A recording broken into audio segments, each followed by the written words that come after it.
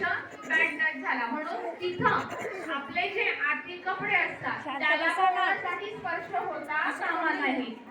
मग आतली कपडे आहेत ते नंतर हाताच्या खाली असेल ना, म्हणजे त्याला गालाला स्पर्श केला चालतो, पण ओठांना स्पर्श केलेला तो काय म्हटला जातो? Pant touch. मुलांनी पण लक्ष ठेवा, असं नाही का फक्त मुलींनाच तो स्पर्श होतो, मुलांवरती पण असे प्रसंग होतात.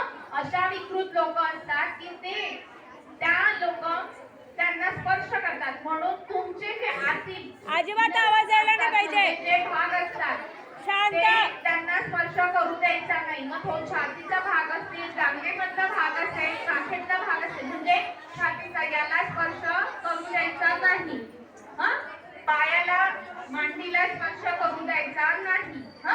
म्हणून आपण ही काळजी घ्यायची. आणि जर असे प्रसंग जर आपल्याला आपल्या आजूबाजूला दिसत असतील, झाडमध्ये असेल, मध्ये असतील किंवा स्कूलमध्ये असतील, आपण ऐकतो ना, बातम्या बघतो, ऐकतो, पेपर्स मध्ये असेल, आपल्याला ऐकायला येतं की शाळेमध्ये असे अति म्हणजे हे होत आहे, अत्याचार होत आहे. मग हे का? तर ती तशी लोक असतात आणि हे करणारे देखील आपल्या आसपासचे असतात. मग हे जेव्हा तुमच्यावरती प्रसंग ओढवतात तेव्हा सगळ्यात पहिले तुम्ही कोणाला सांगणार? Very good. मग आता जर काही झाला तर तुम्ही निसंकोचपणे आपल्या आईला फ्रेंड म्हणतात ना, मग आईला सांगायचं